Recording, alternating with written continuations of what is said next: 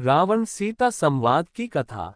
दुख से कातर और राम के वियोग में अश्रु बहाती हुई सीता के पास जाकर रावण बोला, शोभने, अब उस राज्य से च्युत दीन तपस्वी राम के लिए अश्रु बहाना व्यर्थ है। राम में इतनी शक्ति कहाँ है कि यहाँ तक आने का मनोरथ भी कर सके। तू उससे विस्मृत कर दे। विशाल लोचने, तू मुझे पति के रूप में अंगीकार ले। समुद्र से घिरे 100 योजन विस्तार वाले अपने इस राज्य को मैं तुझे अर्पित कर दूंगा। मैं, जो तीनों लोकों का स्वामी हूं, तेरे चरणों का दास बनकर रहूंगा।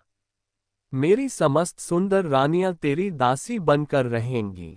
समस्त देव, दानव, नर, किन्नर जो मेरे दास हैं, तेरे दास बनकर रहेंगे। तेरे पहले के दुष्कर्म तुझे वनवास का कष्ट देकर समाप्त हो चुके हैं और अब तेरा पुण्यकर्म ही शेष रह गया है।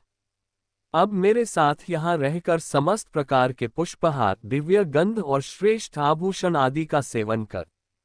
सुमुखी, तेरा ये कमल के समान सुंदर, निर्मल और मनोहर मुख शोक से पीड़ित होकर शोभाहीन हो गया है। मुझे स्वीकार करके उसे पुनः शोभायमान कर। धर्म और लोकलाज का भय निर्मूल है, ये सब मात्र तेरे मिथ्या विचार हैं। किसी सुंदरी का युद्ध में हरण करके उसके साथ विवाह करना भी तो वैदिक रीति का ही एक अंग है। इसलिए तू निश्चिंत होकर मेरी बन जा। मैं तेरे इन कोमल चरणों पर अपने ये 10 मस्तक रख रहा हूँ, मुझ पर शीघ्र कृपा कर। रावण के इन वचनों को सुनकर शोक से कष्ट पाती हुई वैदेही अपने और रावण के बीच में तिनके का ओट करके बोली, हे नराधम, परम पराक्रमी, धर्मपरायण एवं सत्य प्रतिज्ञ दशरथ नंदन श्री रामचंद्र जी ही मेरे पति हैं।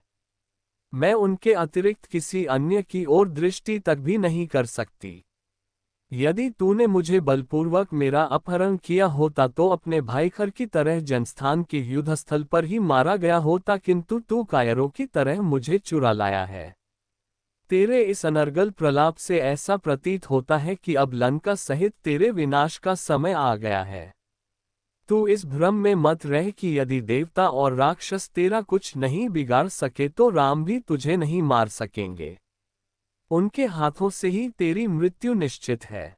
अब तेरा जीवन काल समाप्त प्राय हो चुका है। तेरे तेज, बल और बुद्धि तो पहले ही नष्ट हो चुके हैं। और जिसकी बुद्धि नष्ट हो चुकी होती है, उसका विनाश काल दूर नहीं होता। अरे राक्षसाधम, तू महापापी है, इसलिए मेरा स्पर्श नहीं कर सकता। तूने कभी सोचा भी है कि कमलों में विहार करने वाली हंसिनी क्या कभी कुक्कुट के साथ रह सकती है?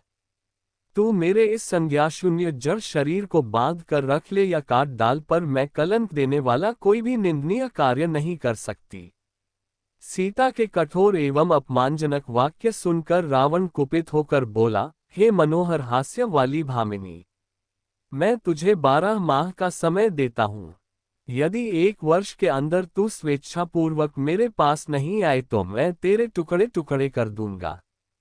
फिर वह राक्षसनियों से बोला, तुम इसे यहाँ से अशोक वाटिका में ले जाकर रखो और जितना भय और कष्ट दे सकती हो दो।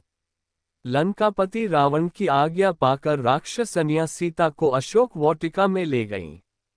अशोक वाटिका एक रमणीय स्थल था, किंतु पति वियोग और निशाचरी दुर्व्यवहार के कारण सीता वहां अत्यंत दुखी थी। सीता का अशोक वाटिका में प्रवेश जानकर पितामह ब्रह्मा देवराज इंद्र के पास आए और बोले, सदा सुख में पली हुई पतिव्रता महाभागा सीता पति के चरणों के दर्शन से वंचित होने के कारण दुख और चिंताओं से संतप्त हो गई है और प्राणयात्रक भोजन नहीं कर रही हैं। ऐसी दशा में निसंदेह वे अपना प्राण त्याग कर देंगी। अतः तुम शीघ्र लंकापुरी में प्रवेश करके उन्हें उत्तम हविष्य प्रदान करो। ब्रह्मा जी के आज्ञानुसार इंद्र तत्काल लंकापुरी पहुंचे। उन्होंने निद्रा देवी की सहायता से समस्त राक्षसों को मोहित कर दिया। फिर वे सीता के पास जाकर बोले, हे देवी, आप शोक न करें। मैं, शचीपति इंद्र, राम की सहायता करूंगा। मेरे प्रसाद से वे विशाल सेना लेकर समुद्र पार करके यहाँ आएंगे। अतः तुम इस हविष्य को स्वीकार करो। इसे खा लेने पर तुम्हें हजारों वर्षों तक भूख और प्यास संतप्त नहीं कर पाएंगे। शंकित सीता ने उनसे कहा, मुझे कैसे विश्वास हो कि आप देवराज इंद्र ही हैं। इस पर देवराज इंद्र ने समस्त देवोचित लक्षणों का प्रदर्शन करके सीता की शंका का निवारण कर दिया। विश्वास हो जाने पर सीता बोली, यह मेरा सौभाग्य है कि आज आपके मुख से मुझे अपने पति का नाम सुनने को मिला। आप मेरे लिए मेरे श्वशुर दशरथ और पिता जनक के तुल्य हैं। मैं आपके हाथों से इस पायस रूप भविष्य दूध से बनी हुई खीर को स्वीकार करती हूँ। ये रघुकुल की वृद्धि करने वाला हो। इस प्रकार से इंद्र द्वारा प्रदत्त भविष्य को खाकर जानकी भूख प्यास के कष्ट से मुक्त हो गई और देवराज इंद्र राक्षसों को मोहित करने वाली निद्रा के साथ देवलोक को चले गए। इसी भगवान की वीडियो देखने के लिए सब्सक्राइब करें चैनल को और बेल आइकॉन दबाएं।